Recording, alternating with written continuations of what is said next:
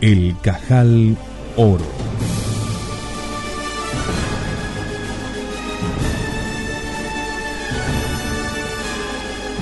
Capítulo 3.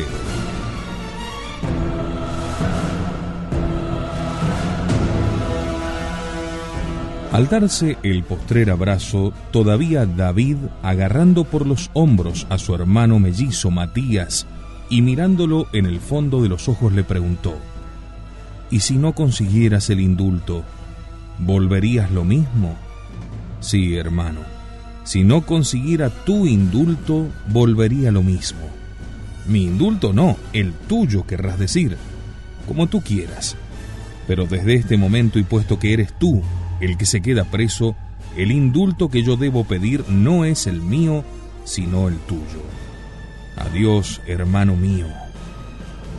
Pasó por delante de los centinelas, que no advirtieron el cambiazo, y voló a convencer al general Mitre, mientras David se quedaba sumido en los más tristes presentimientos. No era un buen jinete, pero galopó toda la tarde a través de la selva correntina hasta llegar a la carpa de Mitre.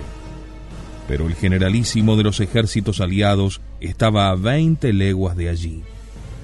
Ya no había tiempo de llegar. Entonces Matías pensó qué debía hacer, si proseguir en búsqueda de Mitre o volver a ocupar su sitio y libertar a su hermano. Extraña terquedad la suya. Se empeñó en buscar a Mitre y al fin dio con él, pero 3 días después. Y cuando, bañado en lágrimas, le habló del asunto, el generalísimo le mostró un papel donde le daban cuenta de la ejecución de Matías Zabulón, fusilado por espionaje días atrás. Quedó pulverizado, con el flaco mentón hundido en el pecho. Yo también voy a morir, dijo en su desesperación. Y los que le oyeron exclamaron: pobre hombre, creyendo que se iba a suicidar. Puesto que Matías Zabulón ha muerto para la ley y David Zabulón ha muerto para mí, yo no puedo ser Matías ni soy David. Yo también voy a morir. Y se mató, civilmente, claro. Adoptó el nombre de su abuelo Zacarías y el apellido materno, Blumen, que en alemán significa flores. Era eufónico y poético. Liquidó sus asuntos en el campamento y regresó a Buenos Aires, donde lo aguardaba Sara para arreglar cuentas. No hablaron de negocios al principio. Los ojos hermosos de ella tenían fulgores románticos. Hermano mío, ¿has leído el libro de Ruth? Sí, hermana mía. ¿Te acuerdas algo de él? Ni una letra. Entonces ella le entregó una edición de la Ley y los Profetas, escrita en sólidos y hermosos caracteres hebreos, pero compuesta en yiddish, que es una especie de alemán para el uso de los judíos de su raza. Zacarías Blumen, llamémoslo así en adelante, no dio mayor importancia al capricho literario de Sara, ni a los románticos fulgores de sus ojos, ni a la cadencia de sus palabras, ni tampoco releyó el libro de Ruth. Entonces ella hojeó el Deuteronomio, uno de los 5 libros sagrados que forman la Torá, y le leyó el versículo 5 del capítulo 25, que dice así: cuando los hermanos viviesen juntos, y muriese uno de ellos, y no tuviese hijo, la mujer del muerto no se casará con hombre extraño, y su cuñado la tomará por mujer. Esto era, en fin, de que el primogénito que ella diera a luz fuese llamado como el muerto y el nombre de éste no se perdiera. Pero como Zacarías no se apresuraba a cumplir con la ley, Sara lo acorraló delante del rabino y de los ancianos de su nación, reunidos en la sinagoga. Era de mañana, y las pálidas velas del echal donde se extendería la Sefer Torá tenían aspecto funerario. El Rosh revistió sus ornamentos, ciñóse en la frente, en las manos y en el antebrazo los minuciosos tefilín, separó con un apretado cinturón las partes nobles e innobles del cuerpo se echó sobre el sombrero el talet sacerdotal, adornado por los simbólicos flecos, y vuelto el rostro hacia Jerusalén y puesta la mano sobre el corazón, y juntos los pies a la manera de los ángeles, porque Ezequiel ha dicho, sus pies estaban derechos, entonó las 18 bendiciones, comenzando por aquella hermosísima que se recita desde hace 4000 años en las sinagogas y que nuestro Señor Jesucristo rezó muchas veces.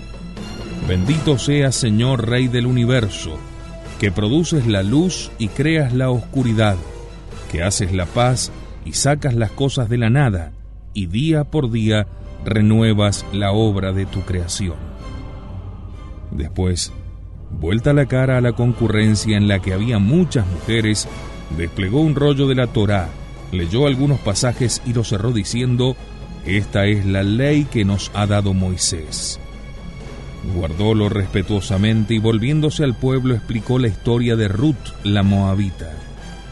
Hallábase entre las mujeres la joven y hermosa viuda de David Zabulón, que sentía llover sobre ella miradas fogosas y textos sagrados. Y estaba también muy resignado a su deslucido papel Matías Zabulón, que iba a ser el chivo negro de los pecados ajenos. Refirió el Rosh de qué manera Ruth, habiendo enviudado en el país de Moab, fue a Betlem por consejo de su suegra Noemí, y entró en casa de Booz, su pariente, y Booz se desposó con ella para suscitar posteridad al muerto, a fin de que su nombre no se borrara de entre sus hermanos. Tal se hacía en los tiempos antiguos, exclamó el Rosh, despidiendo llamas por los ojos. Pero los judíos de ahora no quieren dar hijos a los muertos, y se resisten a cumplir tan dulce ley de fraternidad. Diciendo esto miró a Sara Cito, y añadió para su colecto: ¿qué pretende ese animal de Zabulón? ¿Dónde va a hallar una mujer más hermosa? Y en voz alta prosiguió: por la terquedad de Matías Zabulón y en defensa de los derechos de Sara Cito, debe procederse a la santa ceremonia Ibum y Caliza, mas no en la sinagoga, lugar sagrado, sino en el campo, lugar de oprobio. Todos sabían que Ibum quiere decir tomar la viuda, y Caliza, descalzarse el zapato. Zacarías debía optar entre quedarse con Sara o entregarle un zapato. Salió el Rosh a reculones para no darle espalda al Echal, y lo siguió el público de la misma forma. Sara abría gallardamente la marcha y nuestro Zacarías la cerraba con aire compungido, esquivando las furibundas miradas de todas las mujeres. Todavía podía hacer las de Booz. Sara no había cumplido 20 años y tenía fama de hermosa. Pero en el corazón de Zacarías había otro argumento. A cierta distancia, detuviéronse en un terreno baldío, detrás de unas cercas de pita que impedían ver desde la calle. Formaron corro y el Rosh, después de rezar algunas oraciones, invitó a Zacarías a seguir las costumbres antiguas, casándose con la viuda. Sus palabras fueron coplas de ciego para Zacarías, que oía otros cantares en su corazón. Viendo lo cual, Sara tomó la palabra y pronunció en hebreo el versículo 7 del capítulo 25 del Deuteronomio: el hermano de mi marido no quiere continuar la posteridad de su hermano en Israel casándose conmigo. Zacarías no comprendía el hebreo, por lo cual ella se lo tradujo, y él respondió en yiddish lo que se le ocurría, que fue casualmente otro versículo: no quiero tomarla. Entonces el Rosh arrojó un zapato de forma especial que el recalcitrante mancebo tuvo que calzarse, y ella, furiosa con la mano derecha, se lo arrancó a tirones y lo escupió en el pie y en el rostro, y a coro con los fieles recitaron el otro versículo: así se hará al varón que no edifique la casa de su hermano, y su nombre será en Israel la casa del descalzado. Y Zacarías respondió entre dientes, en mal español: ahí me las den todas. Entonces el Rosh dijo a Sara lo que ella anhelaba: tú puedes ahora casarte con cualquier hombre y recobrar tu dote y los bienes del muerto. Y Zacarías, que no quería aparecer sin motivos infringiendo una costumbre antigua, manifestó que estaba comprometido con Milca Mir, y en un rapto de lirismo la describió así: para formarte una idea de su belleza, oh Rosh, tendrías que tomar una copa nueva de plata y llenarla de granos de granada, rodear el borde con una guirnalda de rosas y colocarla entre el sol y la sombra, y el esplendor de este objeto apenas llegaría a la mitad del brillo de la cara de Milca Mir. El Rosh inclinó la cabeza convencido, pero Sara, que sabía más que los rabinos, contestó: idiota, eso está en el Talmud y es el elogio de Yohanan Arnapá. Ni siquiera aciertas a elogiar a una mujer con palabras tuyas. Y volvió a escupirlo y se alejó indignada. La rendición de cuentas resultó larga y minuciosa. Zacarías era un hombre prolijo, nada olvidó, ni el diezmo de la menta y del comino, según las palabras de Jesús. Solo tú sabes, Señor, si el saldo que arrojaron dichas cuentas en favor de la viuda fue la mitad o siquiera la quinta parte de lo que le correspondía. Lo que todos sabemos, Señor, es que Zacarías no se habría permitido engañar a su hermano David de estar vivo, porque el Talmud prescribe que no está permitido engañar a nuestro prójimo. Pero Zacarías había averiguado que el infeliz puesto en capilla se dejó convencer por el capellán militar y recibió el bautismo católico media hora antes de ser fusilado, lo cual lo rayaba del libro de los prójimos y lo incorporaba al gremio de los Goyim o Akum, perros idólatras o cristianos. Y el mismo Sagrado Talmud dice: es lícito estafar a un Goyim.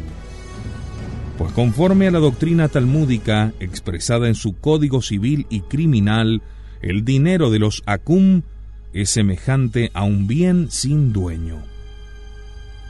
Por final de cuentas, Zacarías entregó a Sara unas libranzas sobre Varsovia y un pasaje para Hamburgo, y tuvo la generosidad de acompañarla hasta el vapor y despedirla como se despide a alguien hasta la eternidad. Esta es una parte de la historia de Zacarías Blumen, pero hay algo más. Las gentes no saben cómo continuó creciendo su enorme fortuna, pero yo lo sé, y voy a decirlo, para que no olvidemos que a Zacarías Blumen y a sus semejantes, la Argentina les debe buena parte de su fama en el mundo, lo cual no significa que sus nombres hayan de quedar en la historia al lado de los constructores de la nación, pero tal vez quede en el reverso de la medalla.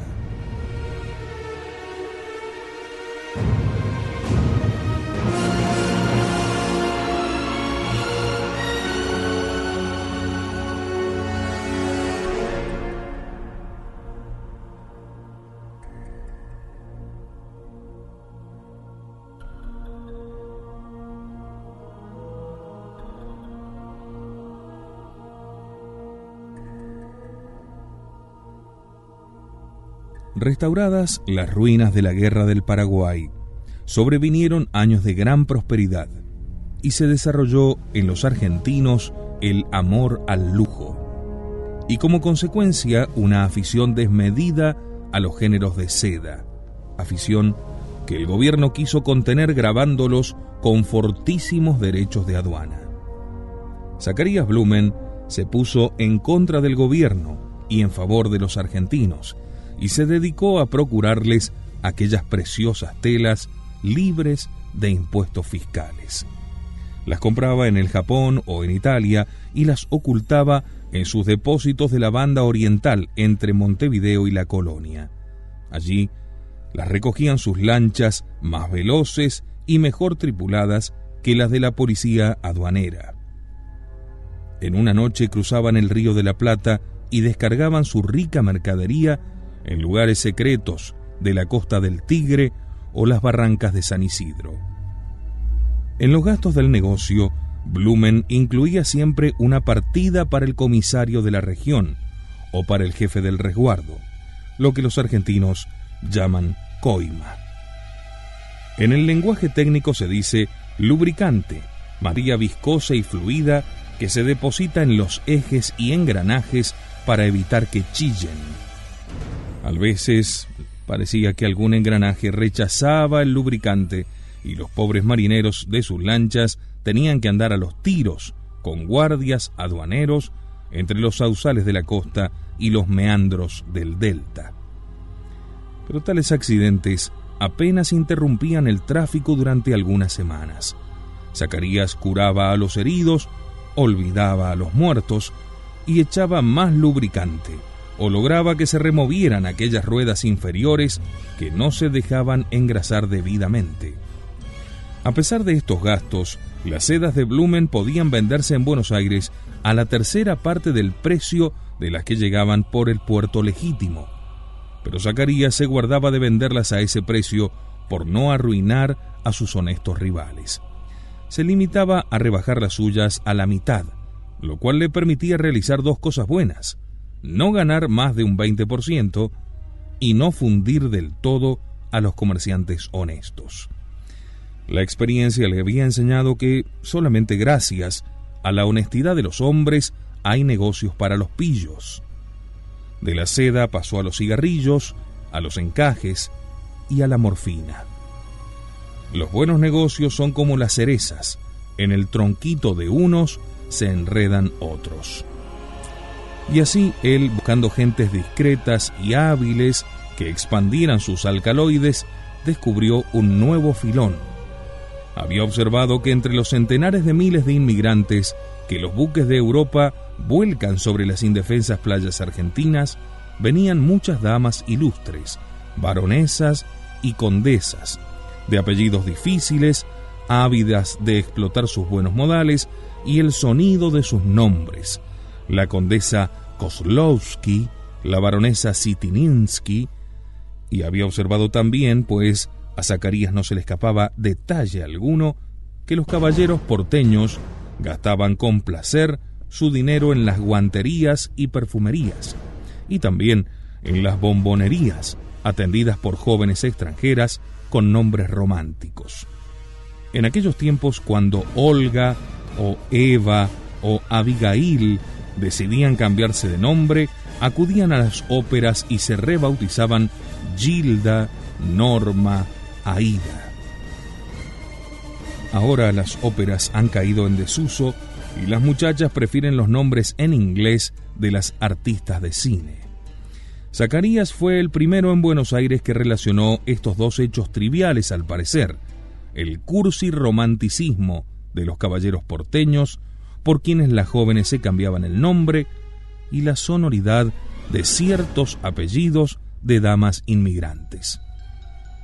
El mismo día que desembarcaron la baronesa Fanny Chelminsky y la condesa Aida Gluck, que venían de Ámsterdam con pasaje de tercera clase, Zacarías Blumen las abordó en el Hotel de los Inmigrantes, donde las alojó la munificencia del Estado. Si yo les doy plata a estas nobles damas, iba pensando el financiero, para que, fingiendo no conocerme, abran guanterías y bombonerías y florerías con esas rubias muchachas que han venido en el mismo buque, y les cambien sus nombres bíblicos por otros árabes: Zaira, Saída, Selmira, haremos buenos negocios. De esta ocurrencia nacieron innumerables tiendas en todos los barrios de la ciudad, regenteados por nobles señoras vestidas de seda brillante y con gruesos collares falsos. Zacarías Blumen las comanditaba secretamente, y cada semana iba con su levita escrofulosa, su barba negra, su espalda arqueada, a hacer balance y embolsar ganancias. Buena porción de esta se destinaba a engrasar el complicado mecanismo de la policía porteña, y como la experiencia le había enseñado que algunas ruedas no absorbían su famoso lubricante, Zacarías Blumen, antes de instalar una guantería, visitaba al comisario del barrio, y si lo hallaba insobornable, directamente se alejaba de aquella sección. De lo cual resultó que algunos cuarteles de la ciudad no aparecieron favorecidos por el progreso, pero en otros fundó Zacarías tantas sucursales que los vapores de Europa no le suministraban ya suficientes baronesas y condesas, y tuvo que hacerlas venir de su tierra expresamente. A veces, desbordado por el éxito de los negocios, cuando hallaba una mula vieja de buen aspecto que se llamaba, como quien dice, Juana Pérez, él mismo le otorgaba ejecutoría de nobleza, y la Juana Pérez desde ese día entraba a llamarse baronesa Taiba Rubinstein. Tuvo también que preocuparse de las jóvenes empleadas, lo cual no era escaso quebradero de cabeza, y lo obligó a hacer varios viajes a Europa y a establecer corresponsales discretos en distintas naciones. Al cabo de algunos años, tuvo la satisfacción de ver su obra perfecta. Poseía 40 o 50 sucursales en Capital Federal y muchas en las ciudades del interior. De tal manera había organizado sus agencias europeas y hasta asiáticas que Buenos Aires acabó por ser el principal mercado para ciertas mercaderías. Al César lo que es del César. Buenos Aires debe a Zacarías Blumen y a otros extranjeros como él lo más ruidoso de su nombradía en aquellas naciones de donde importaban sus baronesas y sus modistillas, y gracias a tales industrias, la ruta de Buenos Aires, o como dijeron los franceses, le chemin de Buenos Aires, proporcionó argumento a comedias y librejos que han dado mucho lustre al nombre argentino. Es justo, pues, que tales inmigrantes que al amparo de las leyes más liberales del mundo han ganado el dinero más sucio de la tierra, labrándonos de paso una linda fama, vivan en las páginas de este libro, aunque sean con nombres supuestos. Y nadie se queje, pues los nombres que se usan aquí han pertenecido, y algunos siguen perteneciendo, a personajes de carne y hueso, cuyos retratos, impresiones digitales y demás circunstancias guárdanse en los prontuarios de nuestra policía, ad perpetuam rei memoriam.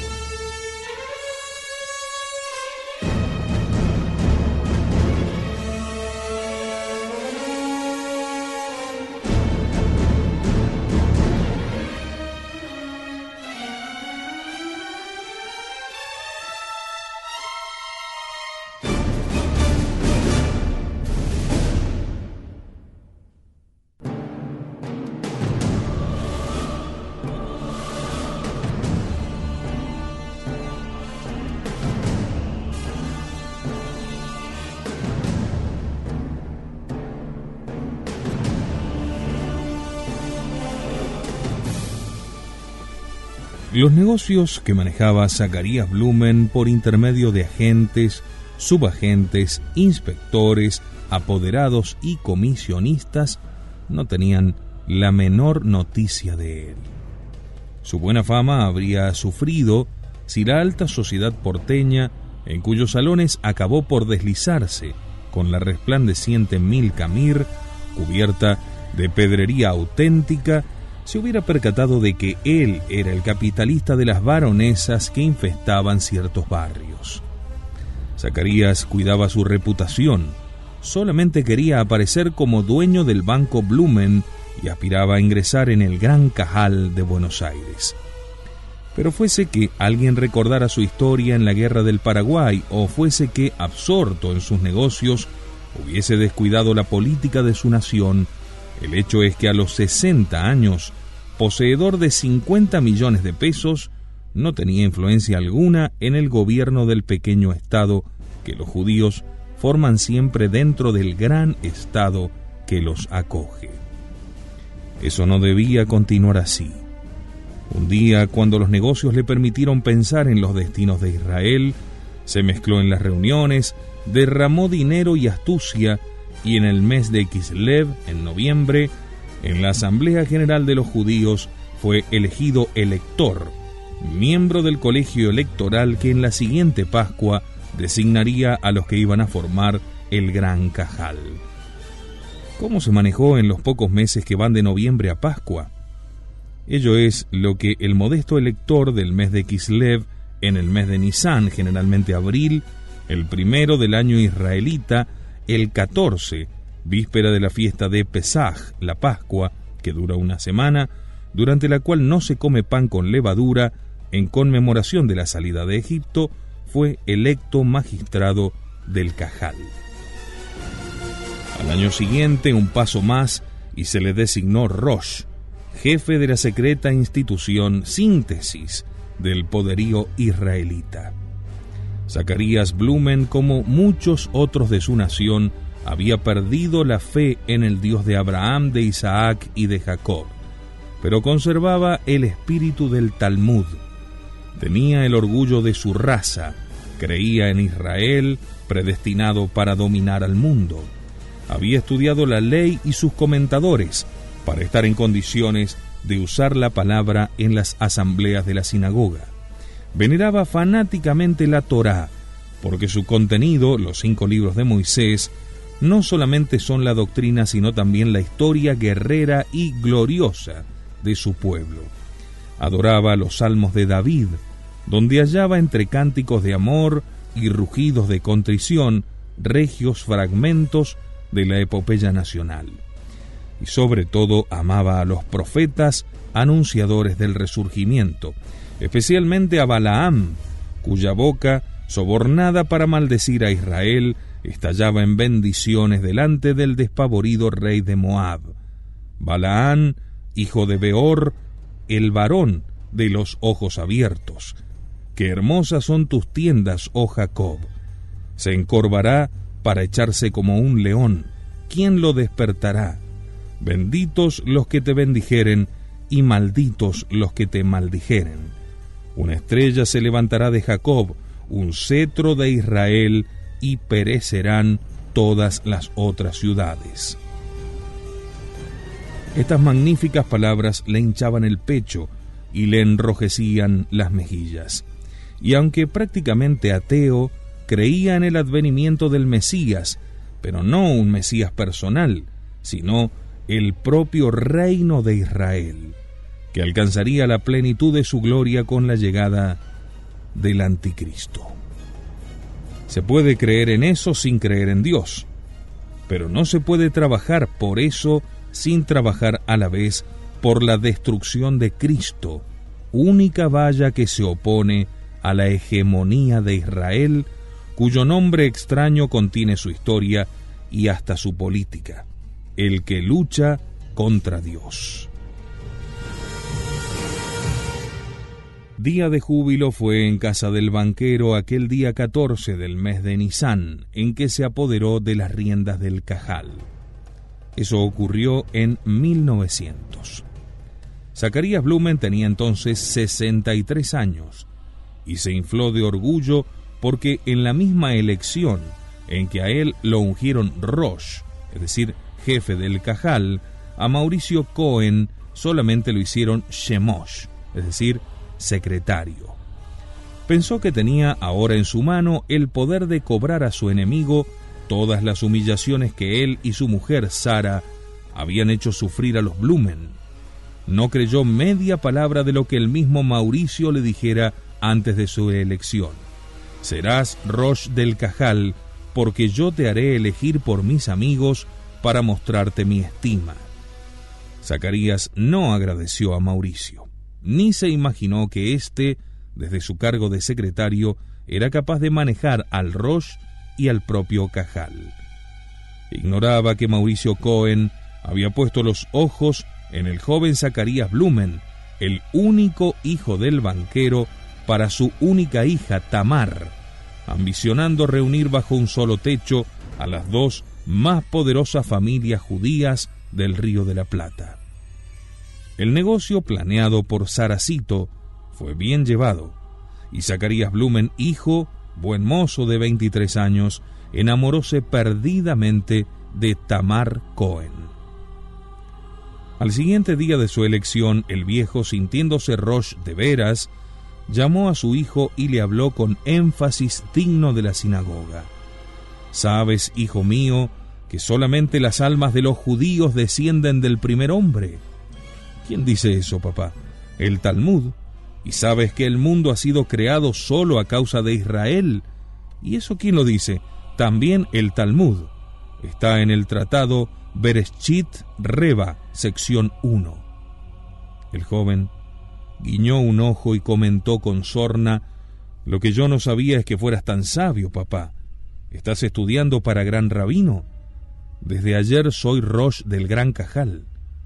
«Escucha, hijo mío». Zacarías, hijo, dio un bostezo. «Los bienes que poseen los otros hombres en realidad pertenecen a los judíos». Zacarías, hijo, dejó de bostezar. «Eso también lo dice el Talmud». «Sí, con estas palabras: la propiedad de un no judío es como una casa abandonada. Su verdadero dueño es el primer judío que se apodera de ella». Hizo el joven. «Lástima que además del Talmud existen el Código Penal y la policía, ¿no?» El banquero, con su mano amarilla, le impuso silencio. «No importa, hijo, lo que digan los códigos cristianos, ni lo que piensa su policía.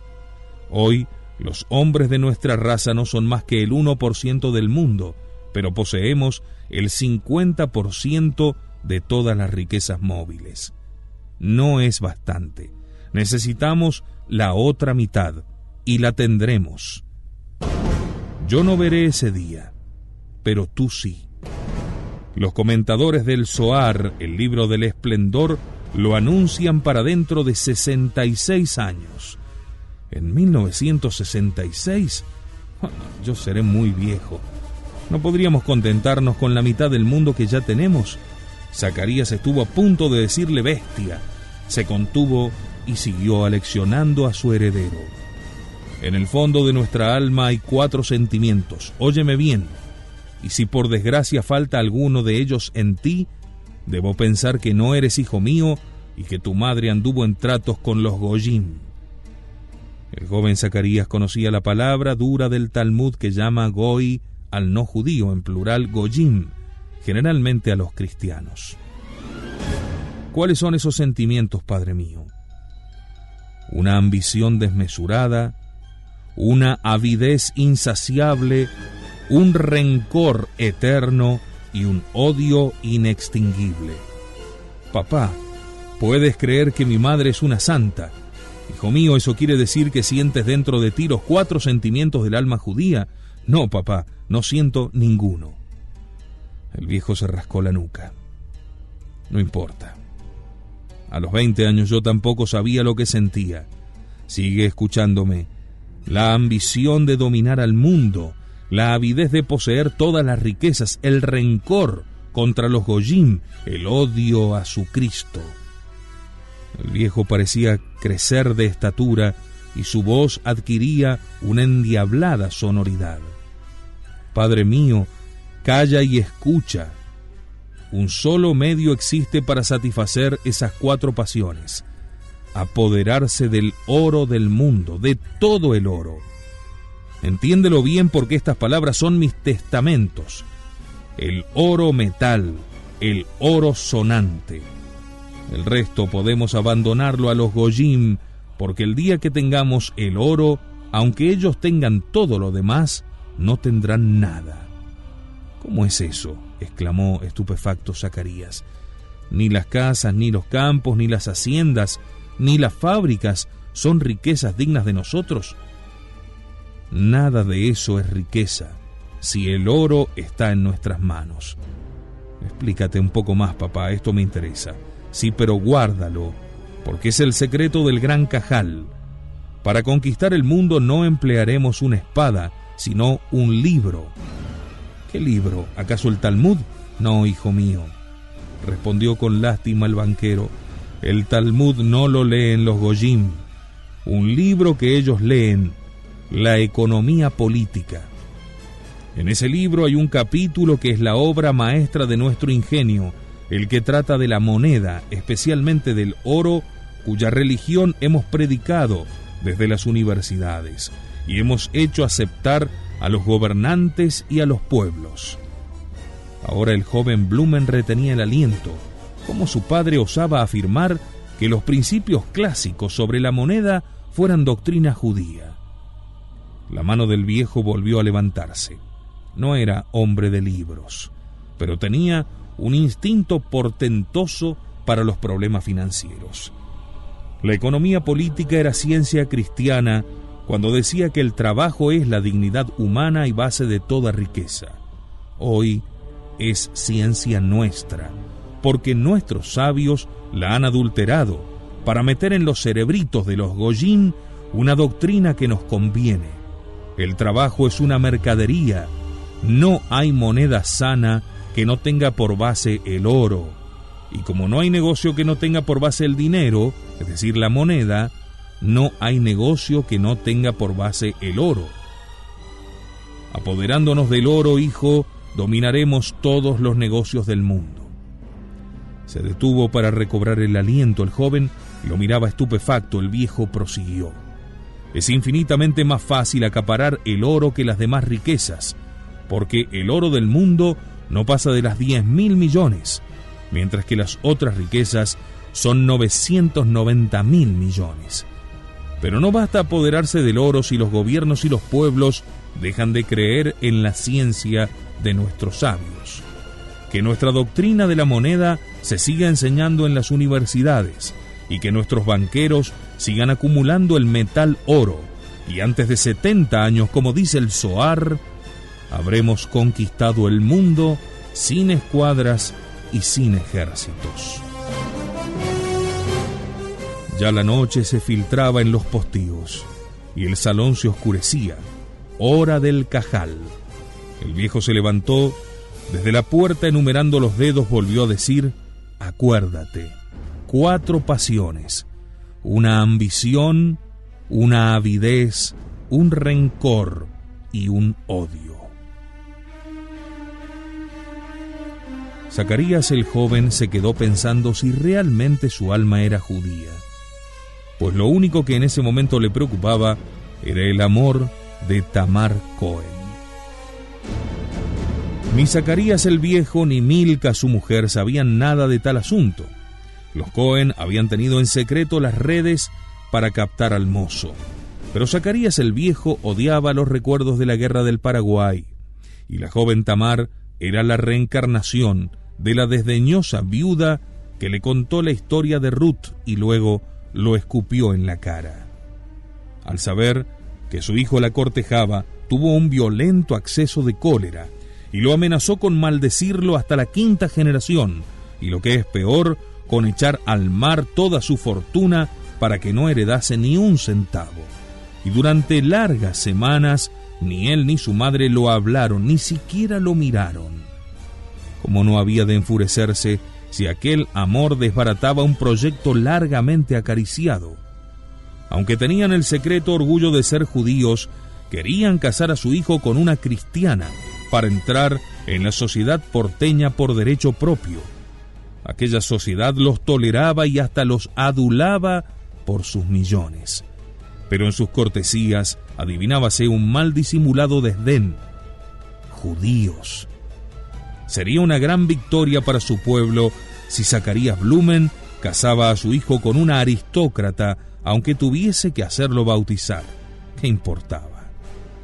Se habían fijado en Marta Adalid, la hija menor de aquel Adalid cuyos campos comprara Al-Cajal muchos años atrás, y que tenía en buena parte prisioneros de irremisibles hipotecas.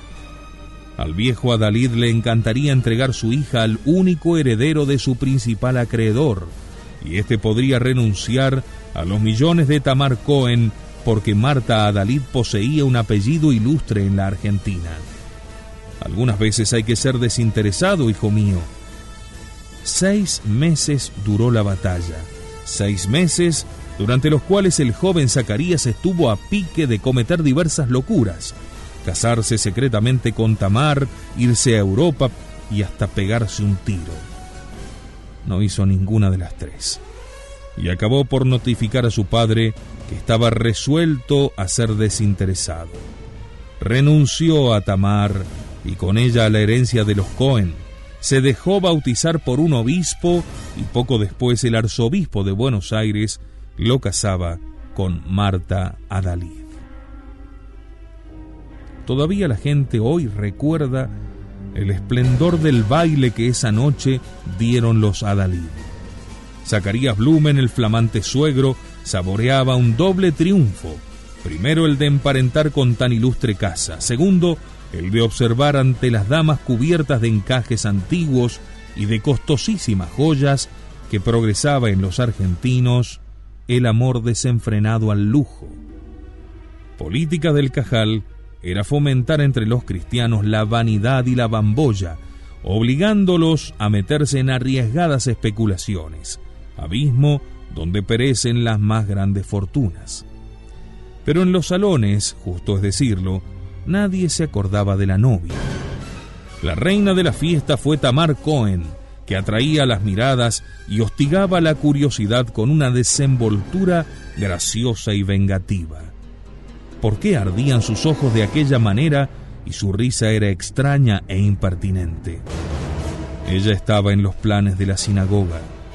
Mauricio Cohen citó al Cajal y al Bet Din y en presencia de todas las barbas de la judería acusó de renegados al Rosh Zacarías Blumen y a su hijo por haberse convertido a la odiada religión del crucificado. Bajo el masónico secreto que envuelve los procedimientos de ambos tribunales, denunció la traición de la que había sido víctima la hermosa Tamar. Vosotros sabéis, hermanos de Buenos Aires, que el casamiento de un judío con una cristiana es cosa abominable a los ojos del Eterno. Es el ayuntamiento de un ser divino con un ser innoble como una cerda o una burra. El Talmud nos cuenta en su tratado Safer Ben Sirá lo que sucedió al célebre rabino Ben Sirá, gran amigo de Nabucodonosor en tiempos de la cautividad de Babilonia. El rey quiso premiarlo y le ofreció la mano de su hija, y el rabino contestó orgullosamente: «Sabe, oh rey, que yo soy hombre y no animal». Por ello el Zohar prohíbe a los judíos casarse con mujeres cristianas, que son, al decir de Jeremías, cisternas rotas que no retienen las aguas, mientras que las judías son fuentes de aguas vivas. Y el rabino Yosé, en el mismo Zohar, afirma que este es el segundo de los 3 grandes pecados que alejan del santo.